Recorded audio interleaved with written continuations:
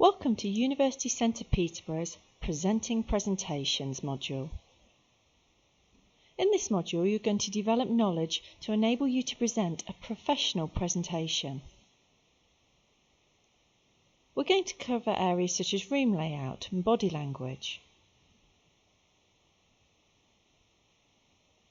People think that by having a script they'll be less nervous, feel more confident and won't forget anything that they wanted to say.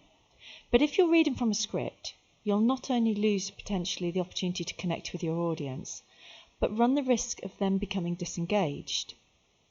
In addition, you're not showing how confident you are in your subject, or you're not revealing the confidence you have in your own abilities. Now, there are ways to overcome a script. You can reduce the need for a script by providing memory prompts, short words on your slides or in handouts that will help you remember what you wanted to say. So create presentation slides that include memory prompts, be they words or visual. Use Presenter View in your software. Your audience can only see your slides, but you will see the notes in the next slide. If you're not sure about using technology, use index cards with memory prompts written in large letters. Number these just in case you drop them. You can even hole punch them and pop a treasury tag through them to keep them all together. But if you cannot read your notes in 10 seconds by glancing down, you know your notes are too long. Add into your memory points when you want handouts to be given out, or any key questions you might want to ask. And then practice speaking out loud, looking at a make-believe audience. And this allows your mind to link the memory prompts to what you want to say.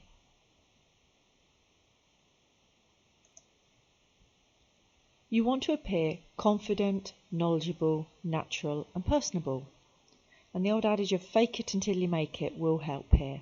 So there are tricks to appearing confident even if you don't feel it. The first part will be that smile and how you welcome your audience in.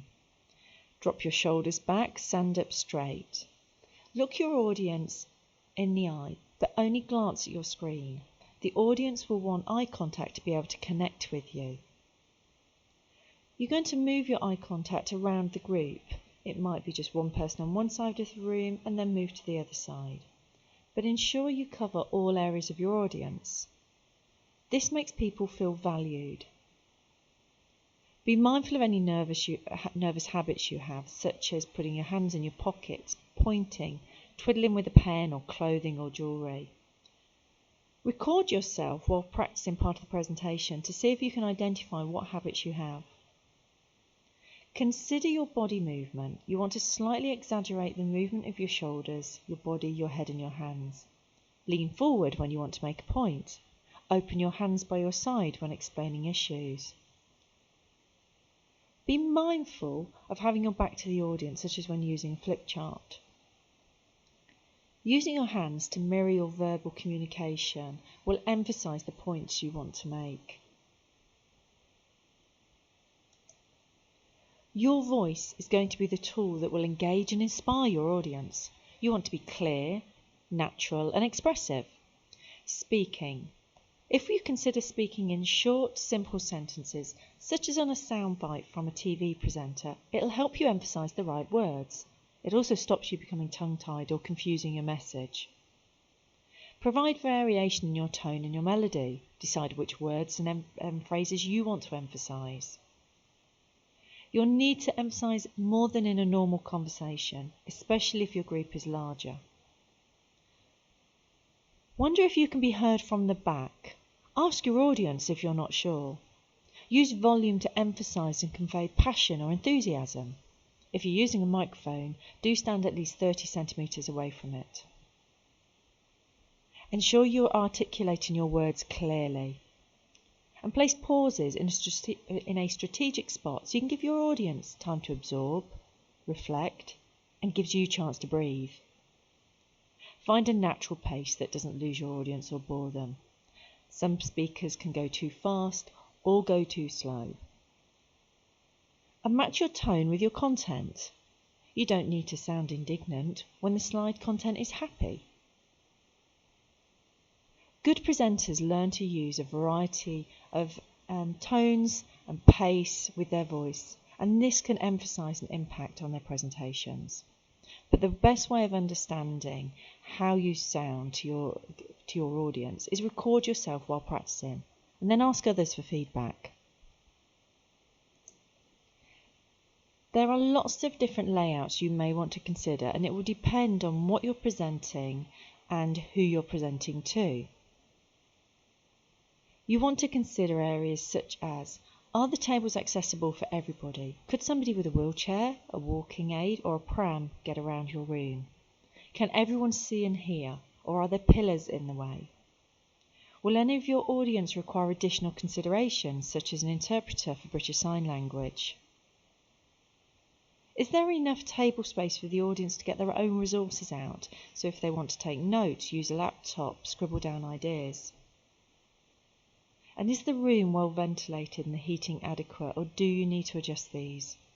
Creating the right environment for your presentation is crucial, so be prepared to spend some time preparing the room. You want to provide time for your audience to ask questions. This gives you an opportunity to correct, clarify and provide additional information. Ask your audience if they have any questions. You might indicate that you want them to raise their hands or just shout out questions. They could even use online software that could post questions to you.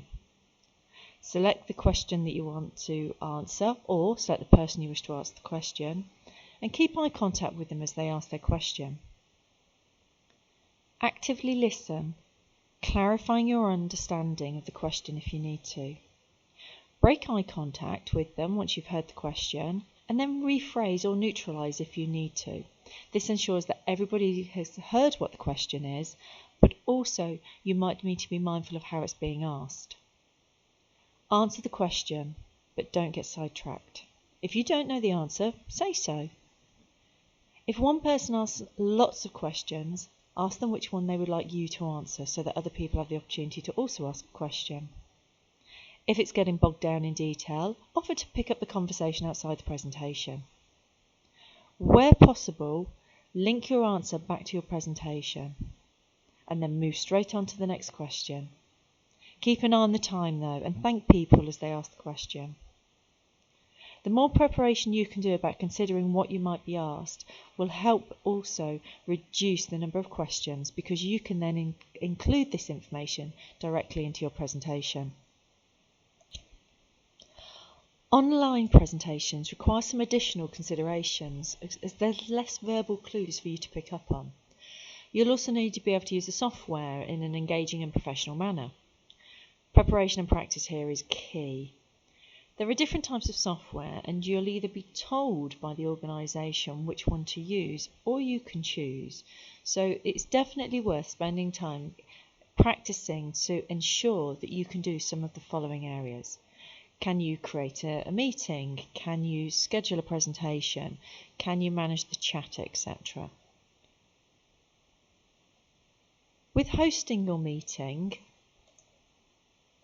you'll want to send out a summary of what the presentation will focus on, the joining instructions, the date, the start and the end time. Just be mindful you may have to cover different time zones depending if this is a global base or if you're working in countries such as America where there are different time zones through the country. People may be unfamiliar with how to join an online presentation, so you may need to add this to your instructions. If it's a large audience, consider having somebody extra there to help you so they could manage the chat function, for example. Arrive early to your meeting. Check the audio and the video. Present from a computer and not a mobile phone. Make sure your location is quiet and your disturbances are minimised. At the start, ask people if they can see and hear you. Check that the audience knows how to use the software and assume that they don't. Explain how to do chat, raise a hand, change their name, turn their audio on and off or their video on and off, etc. Ask the audience to turn off their microphones until they want to ask a question. This will improve the sound quality, but also it might improve the screen quality as well. You can also ask the audience to turn off their videos to overcome any bandwidth issues. Just be mindful that some people are watching via mobile phone, so their screen might be very small for them. You can interact with your audience by asking them to wave or use icons. Consider starting with an icebreaker, such as asking people to write a question in the chat to give them an opportunity to practice, or select a hand icon if they've had experience in something. Stop throughout the presentation to ask if anybody has questions. It also will give you an opportunity to just have a look at the chat function and give them an opportunity to reflect. Remember, you can screen share, so don't stay on one slide for more than 30 seconds, with the aim of being completed on the whole presentation within 60 minutes. The more you practice this, the better it is and the easier it becomes. You'll find attached to this presentation a checklist which will help ensure that you're fully prepared. It goes through what preparation you personally need to do, such as creating your notes and your visual aids. But it also goes through the technical requirements, from booking a room, considering the resources, practicing with the equipment, through to the audience and what the other speakers might include. So any special needs that you may need to consider for your audience, the dates and the times you should avoid, and then some personal suggestions, such as making sure you've got a drink available with you while you're presenting. So we've now gone through how to present a professional presentation. If you have any questions or would like further support and are a student, staff member or alumni of University Centre Peterborough, please contact employerhub@peterborough.ac.uk.